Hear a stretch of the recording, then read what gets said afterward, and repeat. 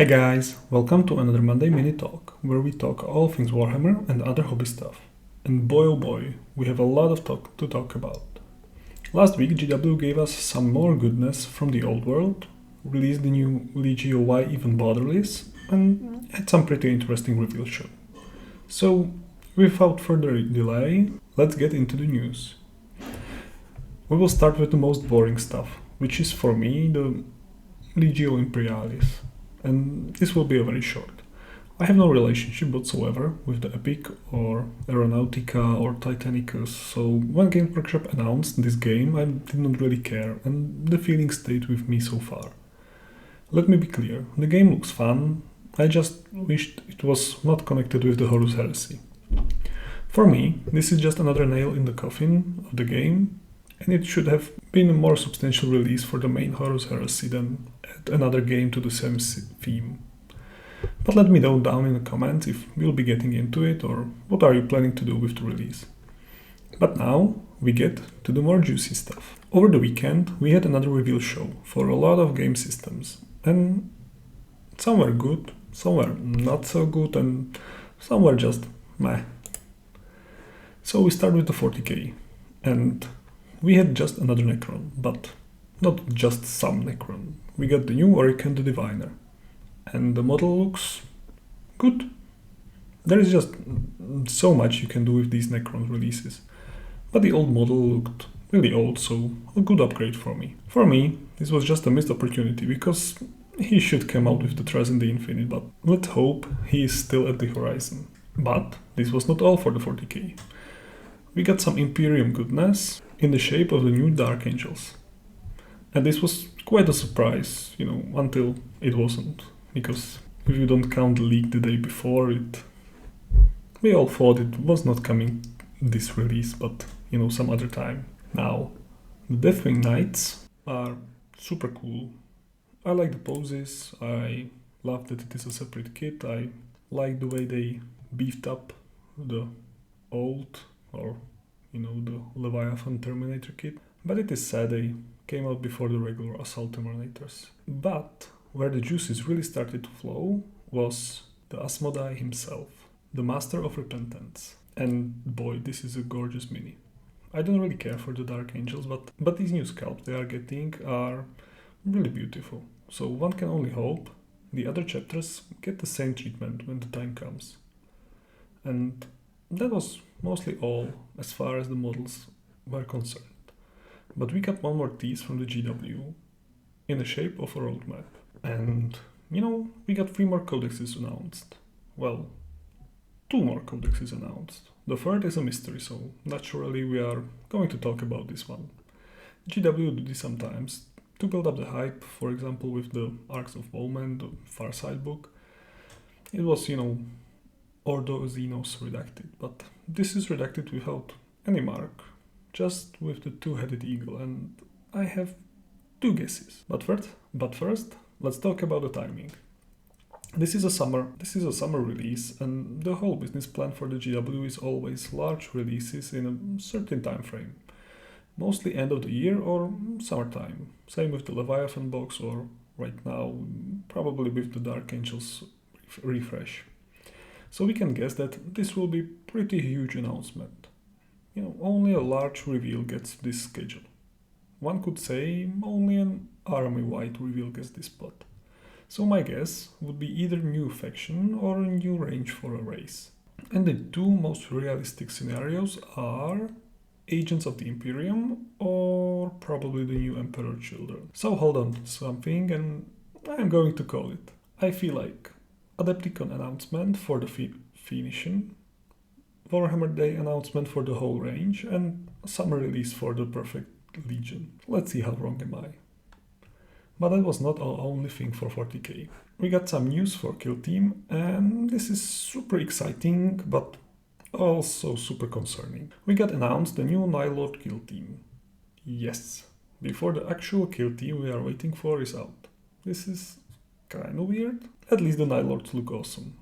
Really awesome. And the way they are done is super exciting. Because it could mean that we are getting other warbands in a way of, upgrade spruce or or kill teams like this. And if they look like this, then I have no problem with that. I feel like this is the perfect way to customize the different warbands. So you can have your, Red Corsairs and Word Bearers and Iron Warriors and other warbands before they get some more love like the other Chaos factions. The last reveal I would like to take a look is the Age of Sigmar, because holy shit, they wiped the floor with us again. The Flesh Eater Court was always a weird faction, and they did not have a lot of going on for them, because, they were never their own faction. And they really suffered from the transition from old fantasy and the breaking down with the vampire counts and the most of all the slow release schedule of GW. But they are here, and oh boy, they could not get here in a better way. They got just so much going on for them, and now they really feel like a real army. And it's super exciting, and I'm super happy for the AOS players again. And yes, we are getting one of the heroes for the channel. Plus OMG, this dude is awesome. This is a centerpiece they needed, and the first thing I thought was, is that a Horus after 2 weeks in the Mortal Realms? Let me know if you are excited for these and if you are getting into them. And that is it for the reveals. I'm not really taking a look at the Underworlds because these Oruks are just not my type of coffee. Horus Heresy again slow feeds us more boring stuff, and I don't know shit about Necromunda. So that's all for me. Well, we forgot one thing. And with that, we are getting into the second part of this video, the old world news. So, first of all, this model. Oh my god. This croc is huge. I don't really care for the Tomb Kings, but this plastic model is just a banger. And it just looks like an awesome centerpiece for the Tomb Kings army that they really deserve. What I would really like to know is just how huge this base is. But we also got a lot of rules news, so let's take a look. Last week we got shooting, and I would say it was surprise free. I'm not sure if I got it right, but there was not really a news with this one. Only thing that is kinda interesting is the roll to hit, but when I say interesting, I mean just overly complicated, but we will get used to it. Other than that, we did not really get any other juicy stuff. I like this part about the save, so we know the light armor is 6+ save, the heavy armor is 5+, and you can get a 4+ with shield or barded mount or spells or something like that, so the saves won't be that crazy, and we will see that even the lethality of the weapons and shooting is really not that high, so I don't feel like we will get some really insane lethal game. But today we got another article about the fight phase, and this is much more interesting, so let's get into it. So again, we get the same thing as always. We get 4 phases: choose and fight, calculate result, break test, and pursuit. Today we will talk about mostly just the choose to fight and calculate result, a little bit about break test and pursuit, but those two parts are more connected to the morale tests and stuff like that, and that will be for article for next week. Now what is really interesting is this part.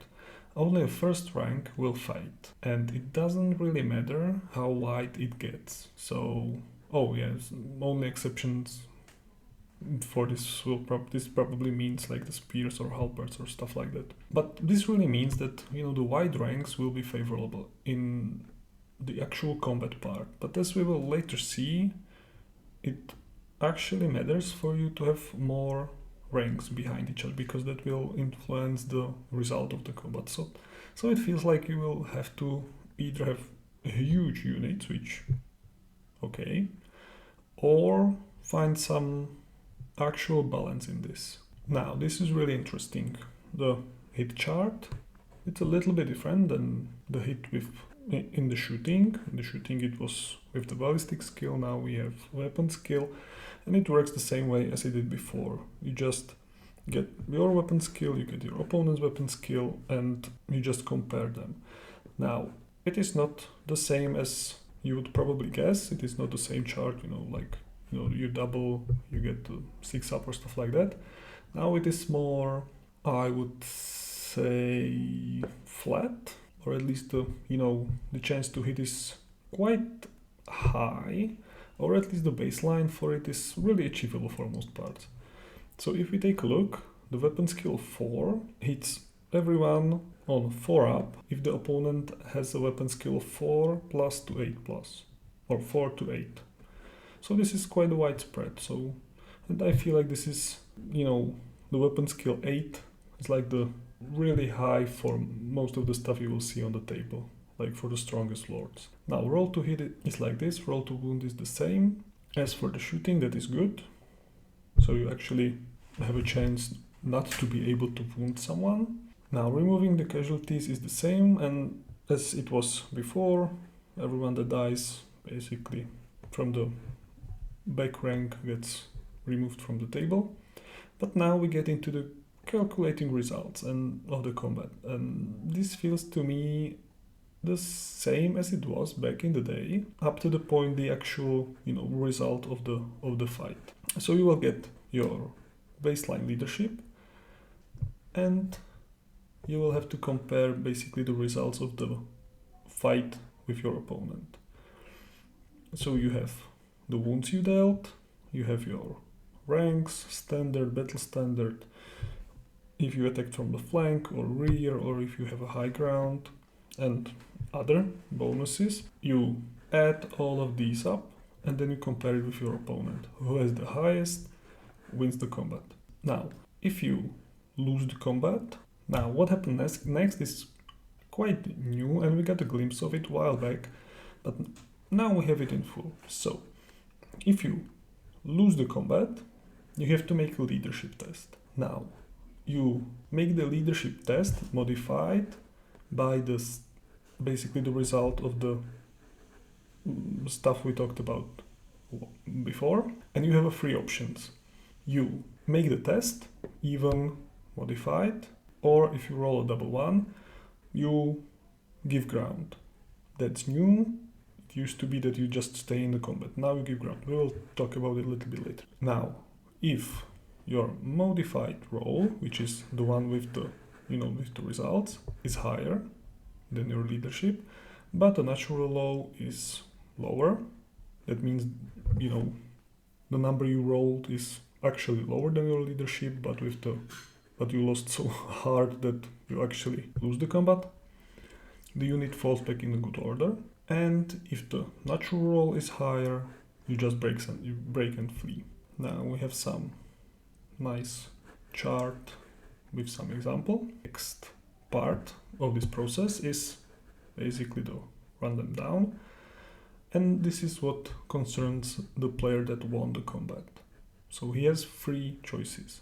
Restrain, he has to roll leadership, unmodified, and if he passes, he just stands, and in his phase or movement phase he can move as he wants, and he can reform, which is basically a free move on the spot, so he can turn or stuff like that.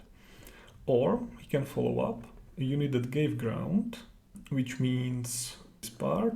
So probably this means that if you pass the leadership and you give ground, you basically back up a few inches. And if you decided to follow, you basically follow the unit and get back in the combat. And it stays like this, but you push them a little bit back, so it's more dynamic. Or you can pursue a unit that flees or falls back. Now this is for both of these, but if the opponent that lost the combat breaks and flee, and you decided to pursue, and you actually catch them, so you roll enough to get in the base contact with the fleeing unit, they get overrun and they get destroyed. Now, if you pursue a unit that is just falling back in a good order, which means probably that the losing unit will not turn around and run, it will just fall back but still face the same way, and you decided to pursue and you catch them, you get to do the combat again. But the player that catches the losing player counts as if they charged. So you get basically another combat round and then you do this again, which is quite interesting. We'll see how it played out. It feels like it's a little bit dragged out, but we will see how often all of these basically happens for you. Now we have some magic here, which again we'll probably need to take a look at these charts once we get the full look at the magic. But that's all for the combat and last week's shooting. Now, I like it. I like the shooting, even though there was no real surprises, but there's only so much you can do with shooting phase in this setting. But this is really interesting. Not the combat phase, which again, just only so much you can do with that, but the things they did with the morale and losing or winning a combat.